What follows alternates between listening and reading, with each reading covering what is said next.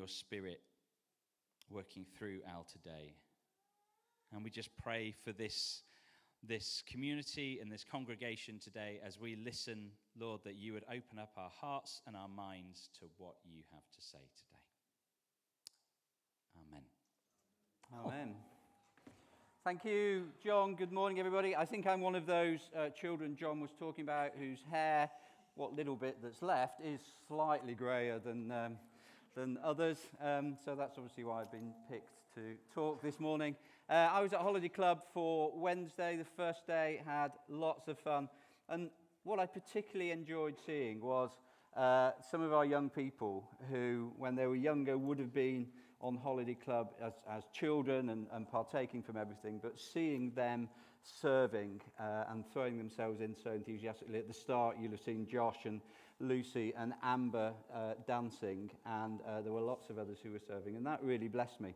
And there was a moment when I was watching on Wednesday, and it was Amber I was watching dancing, and she did a dance move that I won't try and replicate because I'll fall over.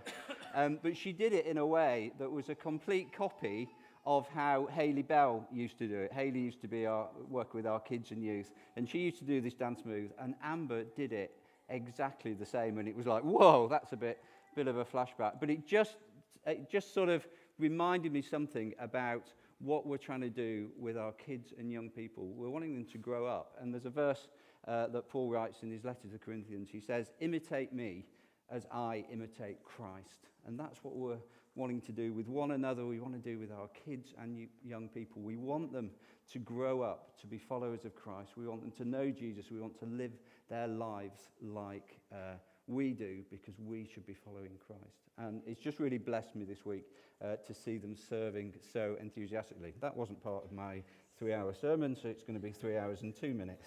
So here we go. So I'm going to try and share a little bit of something of what the kids have learned this week. But I'm going to start off by talking about one of my heroes when I was growing up, probably in black and white. But that was someone called Ian Botham. Now, some of you will know, there he is.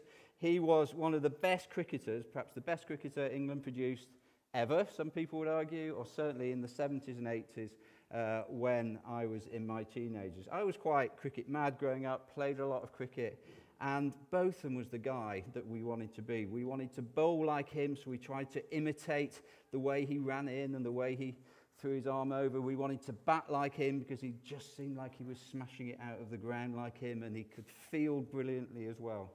He was good at everything, and he looked as though he was always enjoying it, especially when he was beating the Australians. That was always a special moment for us. But like many celebrities, he was flawed. He made mistakes. Some of his mistakes ended up in tabloid newspapers. Eventually, as he got older, his body, and I know a little bit about this, his body started to ache and fade, and his ability to play at the highest level dropped away, and he retired. He became a commentator. He's still well known in some ways, but he's dropped off from that peak of what his life was. And in the same way that I loved Ian Botham, many of you will have people that you love like that. Perhaps a musician or a TV star or a film star. Or today it might be an influencer, whatever an influencer is. But, they're people that we look up to. But again, most of them have some flaws. Most of them, their life doesn't just go on and on and on. Some of them are taken away early because of death. Someone like John Lennon or Amy Winehouse. But others, things come out about their life. They make personal crises. They make mistakes that takes them out of public view. Their popularity wanes and they drift away. At Holiday Club this week, the children were learning about Jesus, someone who, when he lived on the earth 2,000 years ago, was idolized. You could say he was a type of celebrity. At the peak of his popularity, over 5,000 people came to hear him talking. And he drew people from all types, all parts of society, and he welcomed them all in. On the first day of Holiday Club, The children heard the story about a man called Matthew. Matthew was a tax collector. He collected taxes on behalf of the Romans who were ruling Israel at the time that Jesus lived. Tax collectors were unpopular for lots of reasons. Firstly, because no one likes paying taxes, do they? Well, perhaps someone here does, and if you do, if you come at the end, I'll pray for you. But no one enjoys. No, taxes are a good thing. Sorry, don't want to get too political. Anyway, but no one enjoys paying taxes. But secondly, because Matthew was collecting on behalf of the Romans, he was working with the enemy. The money would all go to fuel the Roman Empire, so he was working for the enemy. And thirdly, the tax collectors actually abused their position and asked for more money than was really due. So Matthew would not be a popular man, but he'd have heard about Jesus.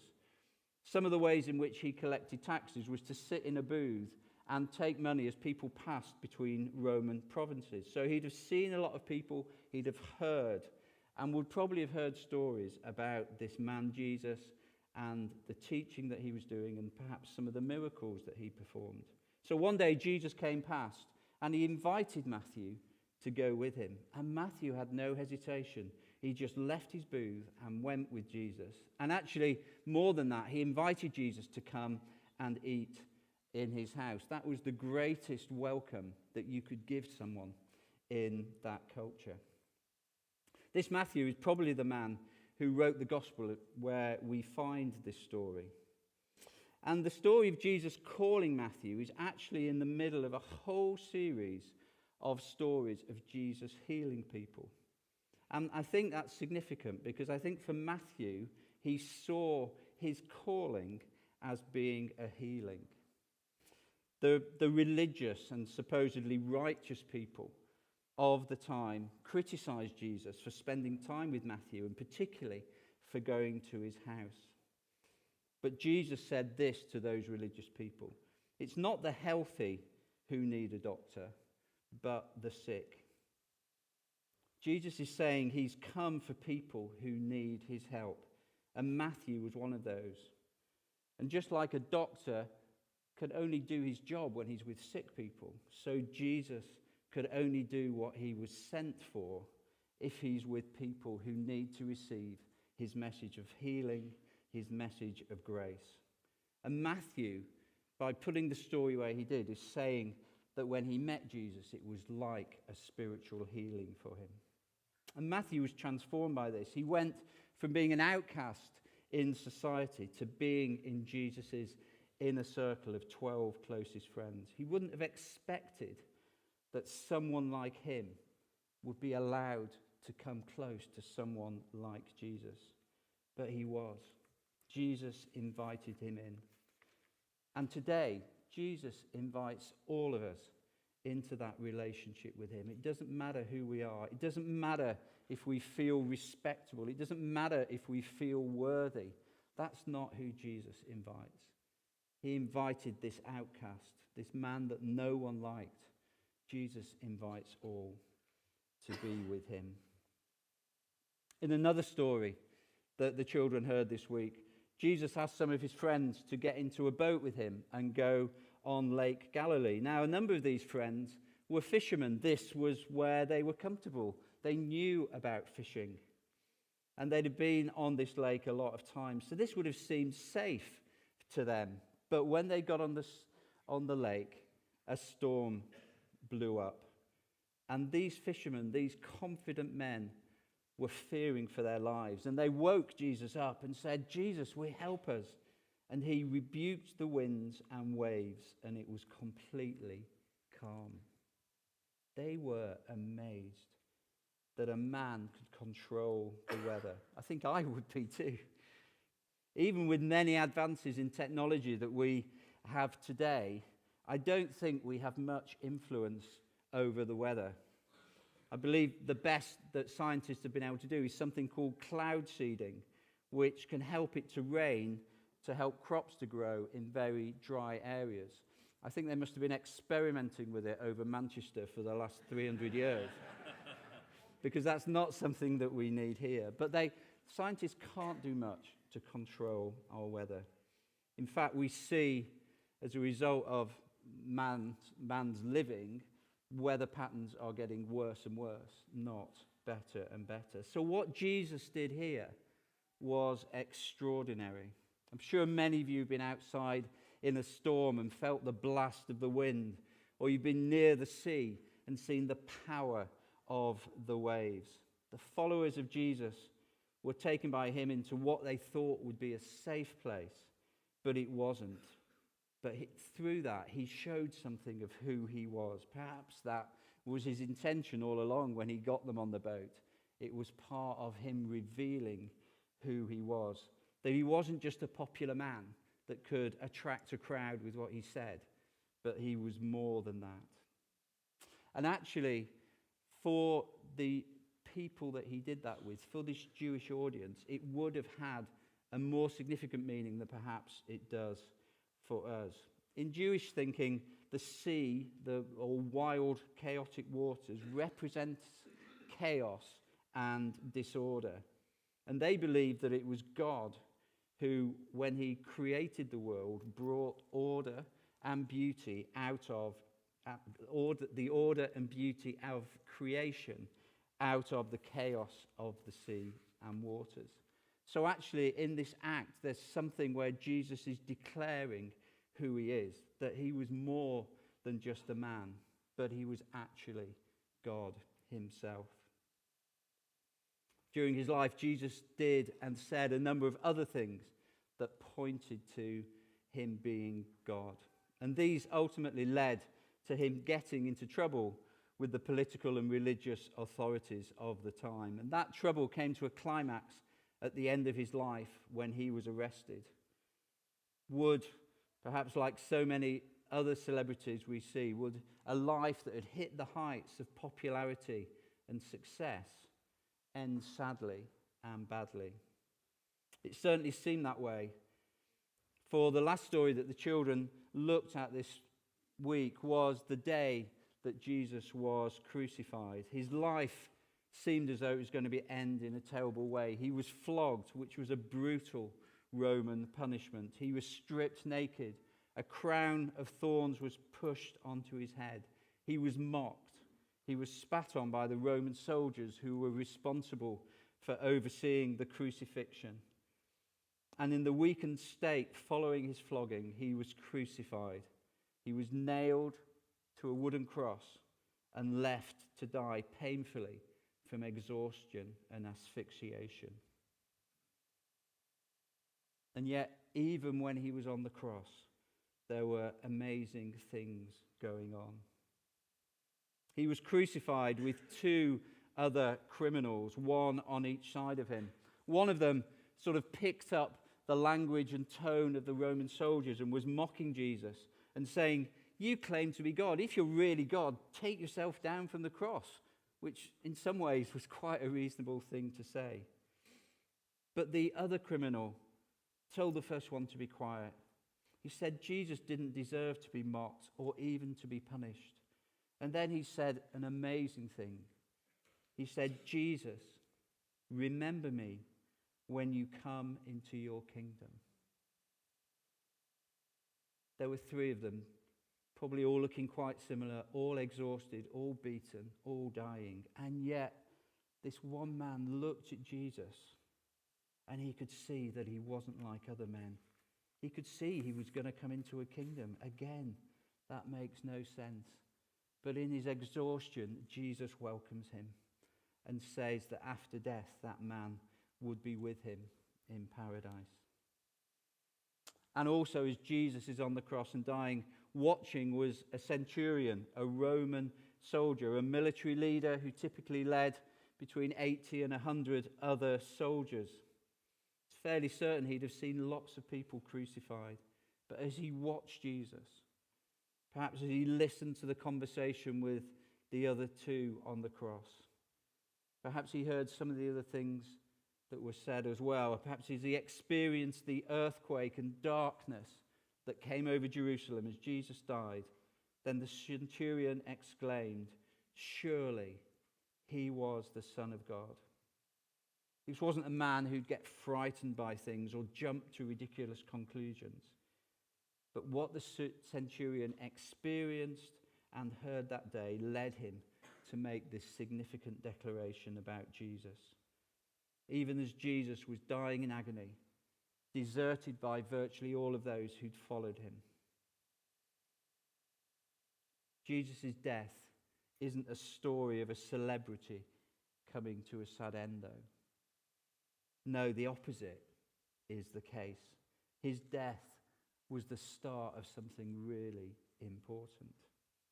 In dying, Jesus did something really significant. He restored our relationship with God that had been ruined because of the way we had been living. Although it was the religious leaders of the time who had plotted Jesus' death, in fact, his death wasn't an accident. It was the very reason he came to earth. For as Jesus claimed and demonstrated, he was God in human form, sent to earth by God his Father to rescue humanity, to mend our relationship with God. Our relationship that had been ruined by the things that we did, the way that we lived. But his death wasn't the end for Jesus. For 3 days later, he came back to life, which was a confirmation that his death had been successful. So his life didn't end with a whimper. It ended gloriously and wonderfully with him coming back to life, resurrection, and then ascension. Jesus being taken back into heaven where he lives now and is king of the world. So that statement of the thief on the cross was absolutely right. He knew that Jesus was going to be king. The first time anyone talked about Jesus publicly to a crowd was a man called Peter. This was after Jesus had ascended to heaven. And Peter told the crowd that the message about Jesus was for everyone. And Peter spoke that on a day in Jerusalem when people had traveled from all over the world for a Jewish festival. So that message is for everyone. It's for me, and it's for each one of you listening today. We need to ask that question. Who was Jesus? Was he just a celebrity from 2,000 years ago, or is he more than that? If the band just want to come back while I finish off, that would be great. Over the next few Sundays here at LifeChurch, we're going to be learning more about Jesus, particularly by looking at a number of the miracles that he performed when he was alive. What do those miracles say about who Jesus was and what he lived for? If you aren't regularly part of us, we'd love you to come back next week and start that series with us as we start to understand that question of who was Jesus. Or in a couple of weeks' time in Stretford, which is the location that Phil here leads, they're going to be starting an Alpha course. That's a course that runs for a number of weeks that again explores this question of who is Jesus. That'll be running on Friday lunchtimes. If you're interested in that, grab Phil at the end of our service. So let me just remind you the three things that the kids learnt this week. Firstly, that Jesus welcomes everyone to follow him, including the most unpopular and unworthy. Secondly, Jesus claimed and demonstrated that he was God. Thirdly, his death was no accident. It was the reason he came to earth, to restore our relationship with God. And Jesus' welcome is to invite you into that relationship with God. It's an offer for everyone. Why would you say no to a relationship with the God of the whole universe? I'm just going to pray. Jesus, thank you that you welcome all people. Thank you that there's no one that is beyond your welcome. Thank you that you welcome me. And thank you that you came to earth to die, so that my relationship with you, so that everyone in this room, their relationship with you can be put back to how it was supposed to be. And Lord, I want to pray for those who haven't entered into that relationship with you. I want to pray that over the next few days and weeks, you would reveal yourself to them. You would show them your welcome and your goodness. Amen.